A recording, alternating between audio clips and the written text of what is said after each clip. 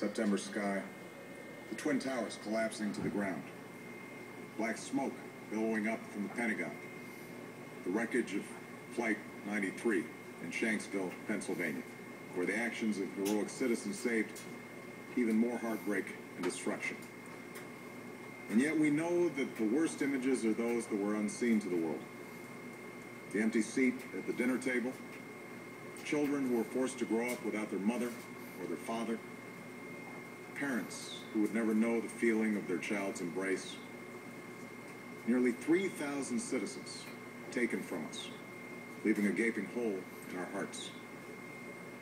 On September 11th, 2001, in our time of grief, the American people came together. We offered our neighbors a hand, and we offered the wounded our blood. We reaffirmed our ties to each other and our love of community and country. On that day, no matter where we came from, what God we prayed to, or what race or ethnicity we were united as one American family. We were also united in our resolve to protect our nation and to bring those who committed this vicious attack to justice. We quickly learned that the 9/11 attacks were carried out by Al-Qaeda, an organization headed by Osama Bin Ladin, which had openly declared war on the United States and was committed to killing innocents in our country and around the globe. And so we went to war against Al-Qaeda to protect our citizens, our friends, and our allies. Over the last 10 years, thanks to the tireless and heroic work of our military and our counterterrorism professionals, we've made great strides in that effort. We've disrupted terrorist attacks and strengthened our homeland defense. In Afghanistan, we removed the Taliban government, which had given bin Laden and Al-Qaeda safe haven and support. And around the globe, we worked with our friends and allies to capture or kill scores of Al-Qaeda terrorists, including several who were a part of the 9/11 plot. Yet, Osama bin Laden avoided capture and escaped across the Afghan border into Pakistan. Meanwhile, Al-Qaeda continued to operate from along that border and operate through its affiliates across the world.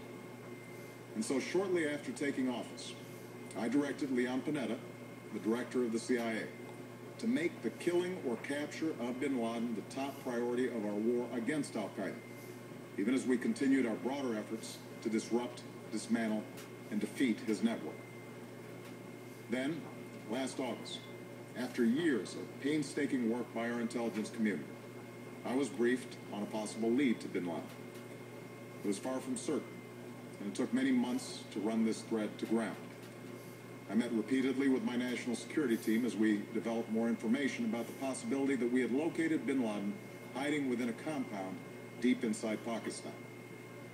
And finally, last week, I determined that we had enough intelligence to take action and authorized an operation to get Osama bin Laden and bring him to justice.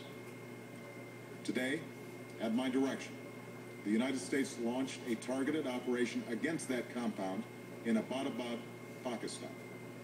A small team of Americans carried out the operation with extraordinary courage and capability. No Americans were harmed. They took care to avoid civilian casualties. After a firefight, they killed Osama bin Laden and took custody of his body. For over 2 decades, bin Laden has been Al-Qaeda's leader and symbol, and has continued to plot attacks against our country and our friends and allies. The death of bin Laden marks the most significant achievement to date in our nation's effort to defeat Al-Qaeda. Yet his death does not mark the end of our effort. There's no doubt that Al-Qaeda will continue to pursue attacks against us. We must, and we will, remain vigilant at home and abroad. As we do, we must also reaffirm that the United States is not and never will be at war with Islam. I've made clear, just as President Bush did shortly after 9/11, that our war is not against Islam, because bin Laden was not a Muslim leader. He was a mass murderer of Muslims. Indeed, Al-Qaeda has slaughtered scores of Muslims in many countries, including our own. So his demise should be welcomed by all who believe in peace and human dignity. Over the years, I've repeatedly made clear that we would take action within Pakistan if we knew where bin Laden was. That is what we've done. But it's important to note that our counterterrorism cooperation with Pakistan helped lead us to bin Laden and the compound where he was hiding. Indeed, bin Laden had declared war against Pakistan as well and ordered attacks against the Pakistani people. Tonight, I called President Zardari, and my team has also spoken with their Pakistani counterparts. They agree that this is a good and historic day for both of our nations. And going forward, it is essential that Pakistan continue to join us in the fight against al-Qaeda and its affiliates. The American people did not choose this fight. It came to our shores and started with the senseless slaughter of our citizens. After nearly 10 years of service, struggle, and sacrifice, we know well the costs of war. These efforts weigh on me every time I, as Commander-in-Chief, have to sign a letter to a family that has lost a loved one, or look into the eyes of a service member who's been gravely wounded. So Americans understand the costs of war. Yet, as a country, we will never tolerate our security being threatened, nor stand idly by when our people have been killed. We will be relentless in defense of our citizens and our friends and allies. We will be true to the values that make us who we are. And on nights like this one, we can say to those families who have lost loved ones to al-Qaeda's terror, justice has been done. Tonight, we give thanks to the countless intelligence and counterterrorism professionals who've worked tirelessly to achieve this outcome. The American people do not see their work nor know their names, but tonight they feel the satisfaction of their work and the result of their pursuit of justice. We give thanks for the men who carried out this operation, for they exemplify the professionalism, patriotism, and unparalleled courage of those who serve our country. And they are part of a generation that has borne the heaviest share of the burden since that September day. Finally, let me say to the families who lost loved ones on 9/11 that we have never forgotten your loss, nor wavered in our commitment to see that we do whatever it takes to prevent another attack on our shores. And tonight, let us think back to the sense of unity that prevailed on 9/11. I know that it has at times frayed, yet today's achievement is a testament to the greatness of our country and the determination of the American people.